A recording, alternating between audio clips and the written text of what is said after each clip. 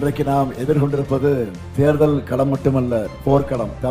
தமிழினம், தமிழ்நாடு இந்த சொற்களை கேட்டாலே கசக்கிற கூட்டம். நம்முடைய குரல் நாடாளுமன்றத்தில் ஒழிக்க கூடாதுன்னு சதி வேலையை செஞ்சிருக்காங்க. இந்தியாவில குறிப்பிட்ட சில மாநிலங்கள்ல மதவெறியை வளர்த்து அதன் மூலமா இந்த நாட்டை ஆள்வதற்கு பாசிச பாஜக செஞ்சிருக்கக்கூடிய சூழ்ச்சி தான் தொகுதி மறுவரையறை. இந்த சதிக்கு எதிர்ப்பு தெரிவித்து நேற்று நான் கருப்பு கொடி ஏற்றினேன். இதை நாடாளுமன்றத்தில் குறிப்பிட்டு டி.ஆர். பாலு அவர்கள் பேசியிருக்கிறார். அதுக்கு மக்கள் தலைவரா, எல்லோருக்கும் பொதுவானவரா, நடக்க வேண்டிய சபாநாயகர் ஓம் பிர்லா அவர்கள் நீங்க கருப்பு கொடி ஏத்துனா என்ன, நீலக்கொடி ஏத்துனா என்ன என்ற ஆணவத்தோடு பேசியிருக்கிறார். அவர் தனிப்பட்ட ஸ்டாலினை அவமதிக்கல, தமிழ்நாட்டுடைய குரலை, உணர்வுகளை ஏளனப்படுத்தி பேசியிருக்கிறார். இந்த மண்ணில சமத்துவம், சமூக நீதி, பொது உடைமை, நம்முடைய கருப்பு சிவப்பு நீலக்கொடிகள் தான் பறக்கும். இன்னும் சொல்றேன், திராவிட முன்னேற்ற கழகம் இருக்கு வர உங்களுடைய காவி கொடி ஒருபோதும் இங்கே பறக்காது.